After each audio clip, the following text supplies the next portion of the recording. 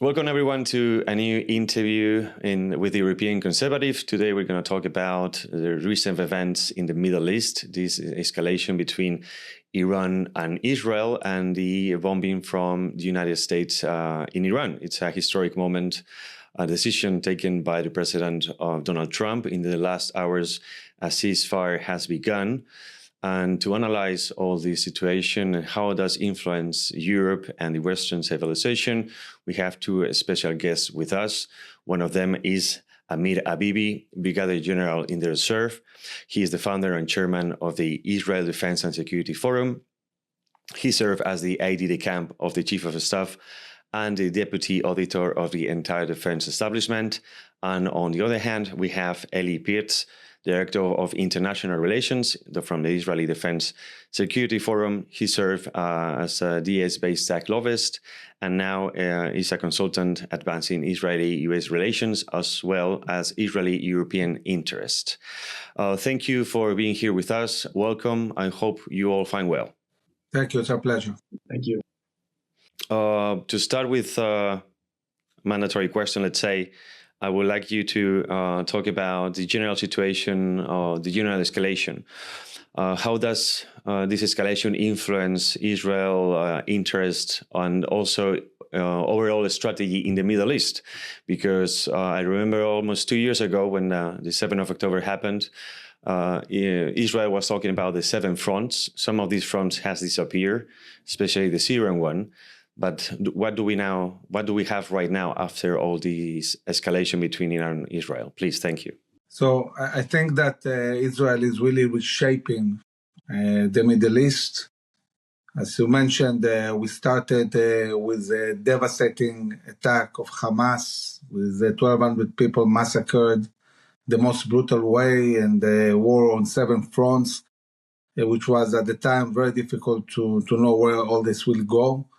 And now, at this stage, we see today a decisive win of Israel, 12-day war with a decisive win against Iran, destroying their nuclear program together with the U.S. and really degrading dramatically their ballistic capabilities while destroying all their industries. And also, in a way, setting the terms for a regime change, and to bring a regime change, you need the people of Iran to decide they want it. But Israel definitely, together with the U.S., gave them a chance. We saw in this short war with Iran that Hezbollah is completely out of the equation, didn't intervene. Iranians have been building them for decades. And the big defeat that Israel was able to do in Lebanon not only crippled Hezbollah to such an extent that they cannot be relevant, it also brought a collapse of the Syrian regime. And now we are left really with one main mission we need to finish. This is winning decisively in Gaza. And winning in Gaza means eradicating Hamas as a governmental and military entity, bringing back all our remaining 50 hostages, and creating the terms that never again there will be a terror army in the Gaza Strip. So we see a huge change that is bringing closer the end of the war on all fronts with a decisive Israeli win. Yeah, I think one of the other things that I think is important to stress is the level of coordination that we've seen between the U.S. and Israel. I think that's something that is misunderstood. And even now, and we're talking about the ceasefire that President Trump is speaking about, there is a sense that Israel and the U.S. are not aligned. It's really important to understand. You have to look at the context.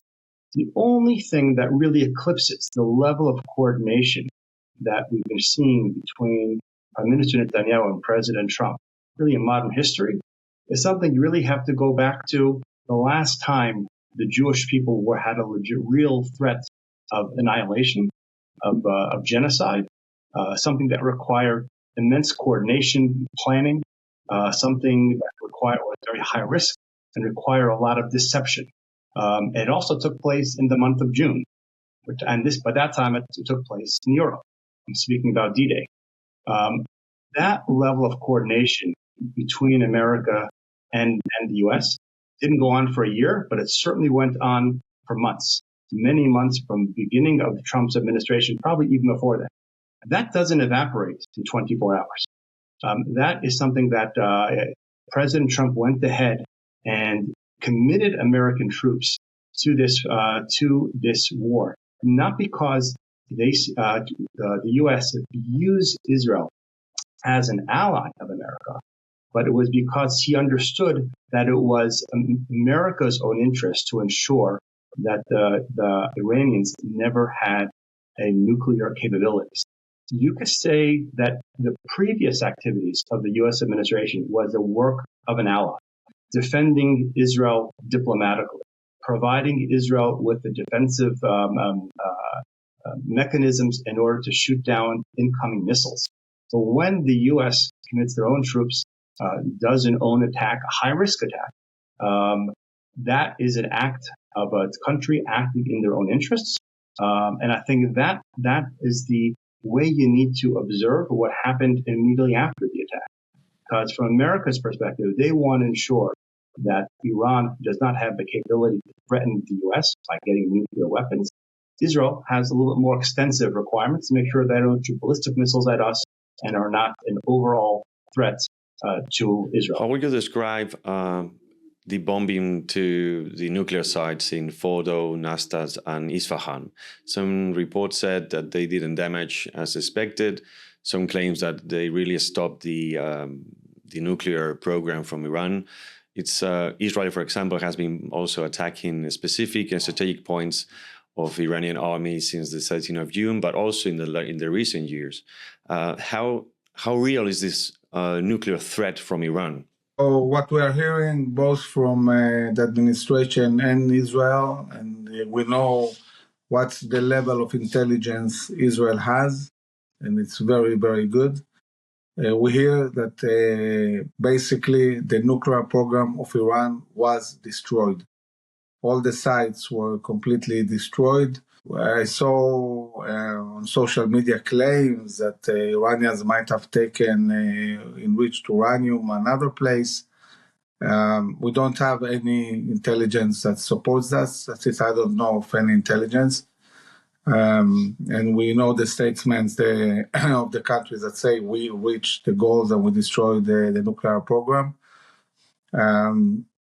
So I think that the world was saved from a huge, huge danger that might have brought the world to nuclear war.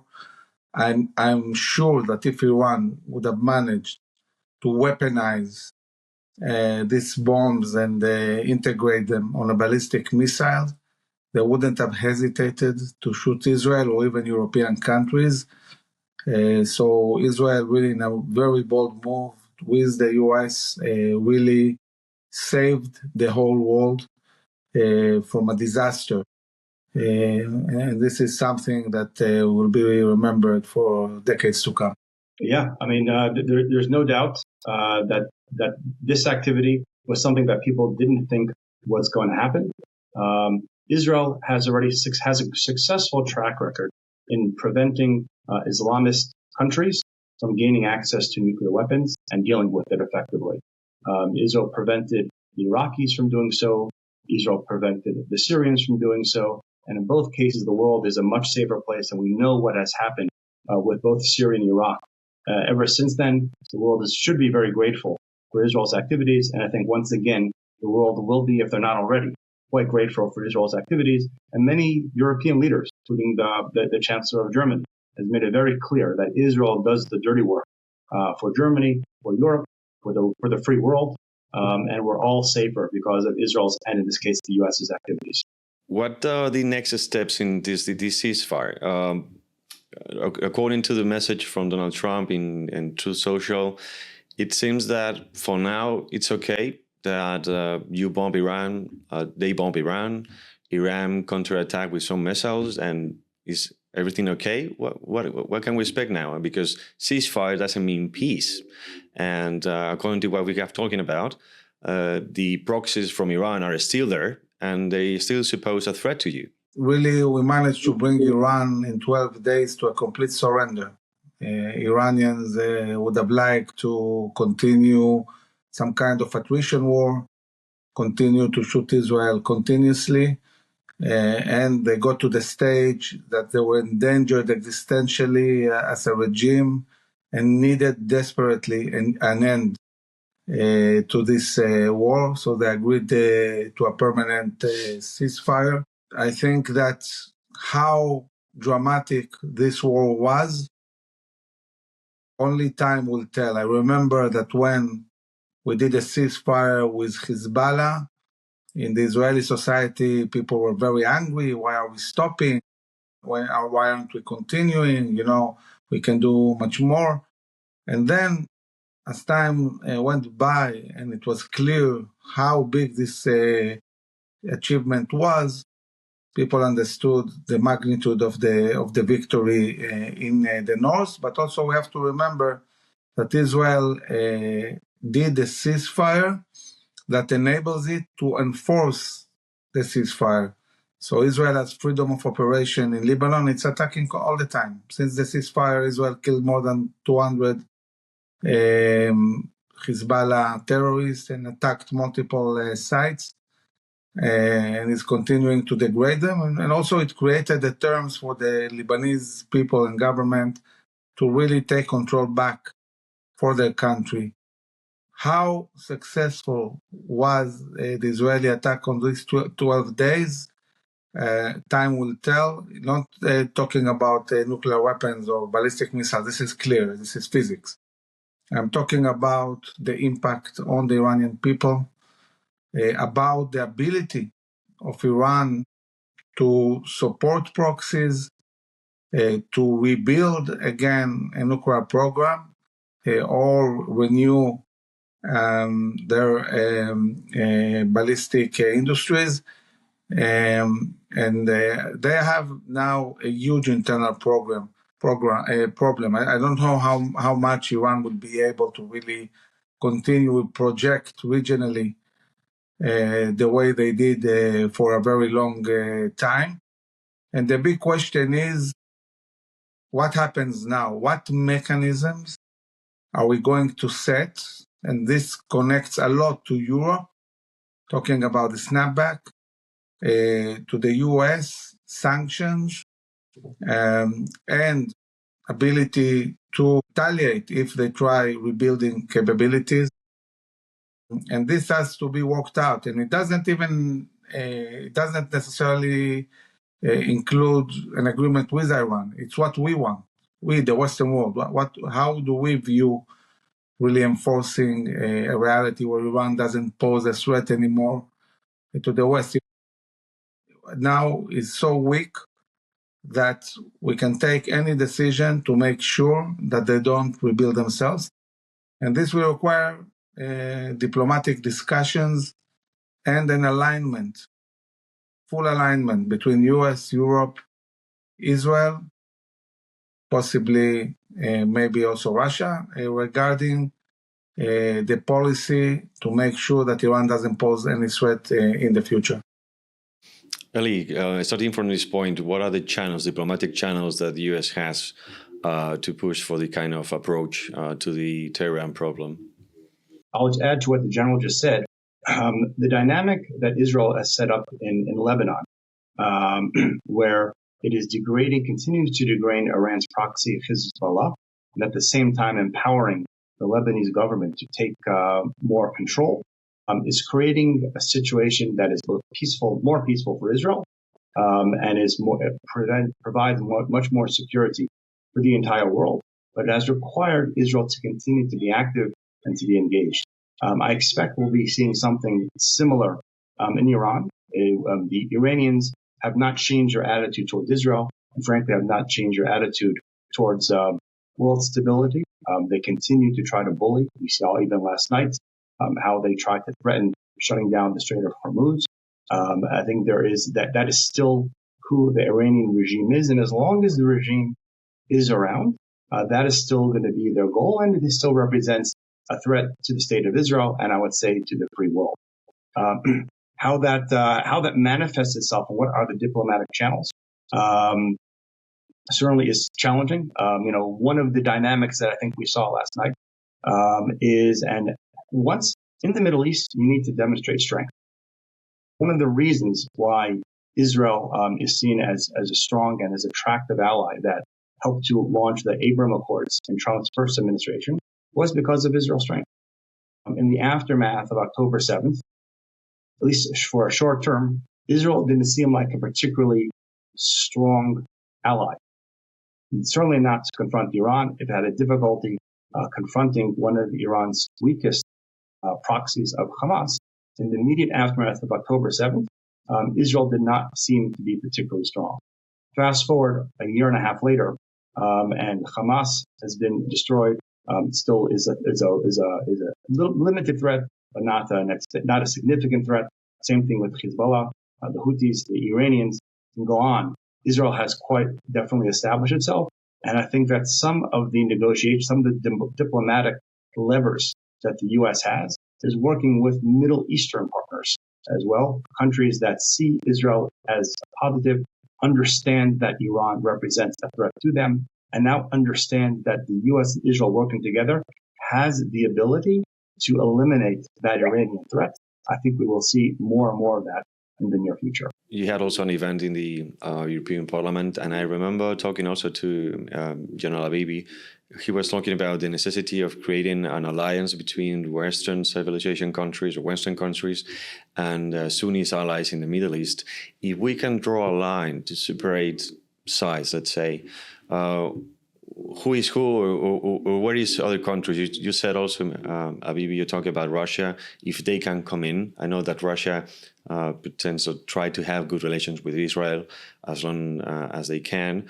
But it's true that they have China, they have Russia, they have also other countries, for example, like Brazil, South Africa. They're trying to create another economic community, different to what is represented by United States, Israel, and Europe. How can you manage being in the heart of the Middle East?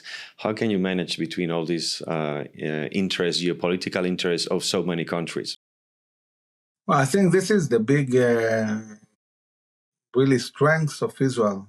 On the one hand, we have a full alliance with the U.S., with the West, and we are really able to be the focal point that connects the West to the East, to the moderate Sunni world, an alliance that is going to be built after this war. A big extension of the Abraham Accords that will create an alliance that will extend all the way to Indonesia. But Israel, that is going to be really the country where all world trade is going to go through, from India to UAE, through Saudi Arabia, Jordan, Israel. Obviously, this safe and strong route of trade will connect also, of course, China. And this is why we see Israel has developed its ports in a very meaningful way in the last decade. We have two ports, big ports in Haifa. One of them is managed by a Chinese company, the other one by an Indian company. In Ashdod also we have two big ports. One of them is managed by Europe and one by Israel. So everyone has a stake. Everyone has a stake in these ports in a way that encourages the whole globe really to trade through Israel. Israel, after this war and after normalization, is going to become a kind of global Singapore. Israel is located in a very strategic place connecting Africa, Asia, and Europe. And it's definitely what is happening now is promoting and helping really push the whole system towards a normalization. But to reach this point, we need to also finish the war in Gaza, and we need to finish it with a decisive win, because if, God forbid, Hamas, Muslim Brotherhood, stays in power, this will have a negative impact over all the Middle East and even Muslim Brotherhood elements in Europe, and there are many of those.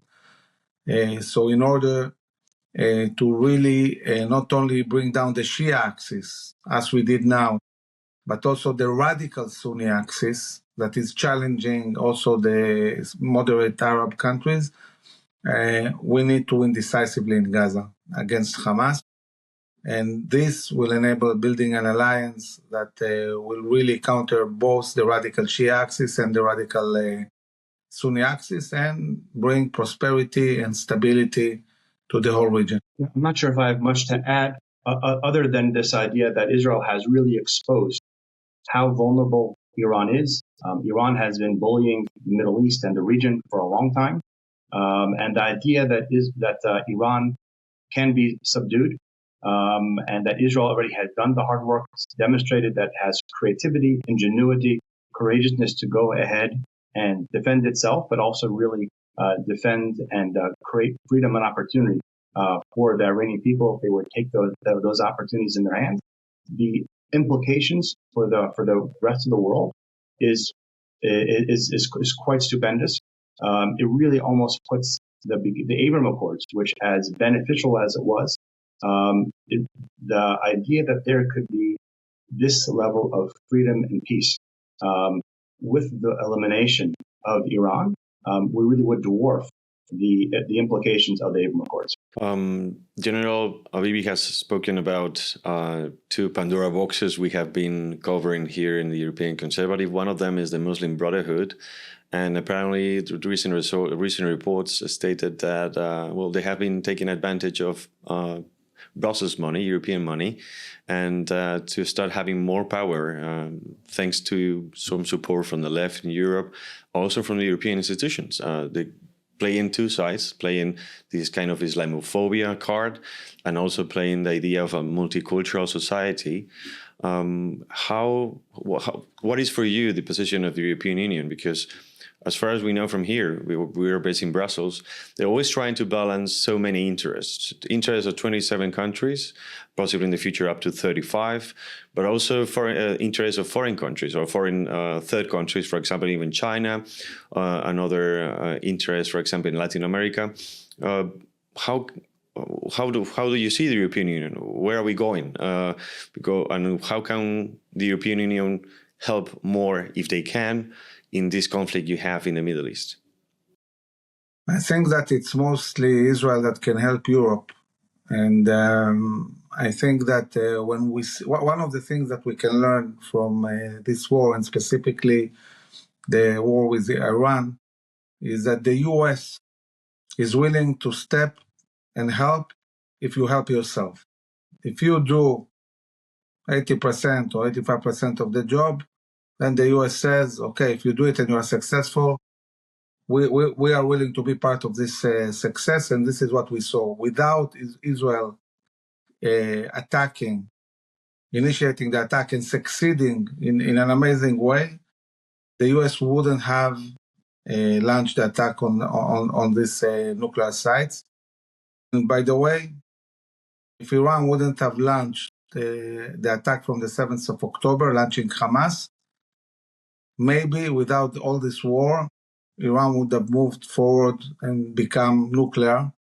In this sense, they did a huge strategic mistake. So the message is to Europe, you need to be able to defend yourselves and you need to be strong. Get out of this notion that it's the end of history, Fukuyama. No, it's not. It's more like Huntington, a clash of civilizations. The war is still going on. And Europe needs to be strong. And I think that Europe understands today that one of the keys to help build a strong Europe that can be strong and prosperous and safe is the Israeli know-how and capabilities. We see more and more countries purchasing Israeli capabilities, and especially now after the war, it's obvious that what Israel knows how to do is almost beyond imagination. I can tell you that during the war, especially in the last 7-8 months, Israel developed capabilities that are really beyond imagination, bending the laws of physics and chemistry, and creating capabilities that will impact 50 years ahead. So any country that wants to be relevant and really be part of an advanced capability needs to ally itself with Israel. And I think that following this war, and certainly following normalization that we talked before, the relationship between the European Union and many, many countries in Europe will strengthen dramatically. We share many common interests. And I'm very optimistic about the relations. I can say that in my first visit to the European Union, even before the war, I already saw how many friends we have. Europe is definitely waking up, looking at the challenges it has, whether it's radical Islam, whether it's the war with Russia. And this awakening really pushes towards a much better coordination and relations between Europe and Israel. Ali. I would just add that Europe should follow the lesson that Israel did after October 7th, where it licked our chops, but we responded, and we have found ourselves a year and a half later in a much better place. We looked honestly at what some of our defects and some of our misconceptions, made real changes, and we are now in a very different, much more aggressive, but a much stronger place. With the opportunity, unfortunately, that Russia's attack on Ukraine has created is an opportunity for Europe again to reassess itself. Understand that, you need to, in the same way that Russia is a problem, Iran, which is one of the strongest allies, should be seen as the exact same problem. That there should be absolute clarity about that. And I think if Europe were to make those kinds of very clear, moral, but also strategic decisions, I think it bodes very well for Europe asserting itself and being a much more effective partner for Israel and a much more effective partner for others in the free world. Last question before finishing. What are the objectives for the closest future? What periods can we talk about? Is planning before Iran? Are you still planning to, or is Israel planning still planning to end the Ayatollah regime? Are there other plans before that? What can we expect in the near future in the Middle East? So Israel is not ending the Ayatollah regime. The Iranians can end the Ayatollah regime, but Israel set the terms to help them do that. And now the future is in their hands. They need to choose their future. I can say this: if this regime will try to go back to nuclear production or ballistic missiles or supporting proxies, then Israel might decide to topple the regime and probably will do it in coordination with the U.S. So the future of the regime depends on what they do.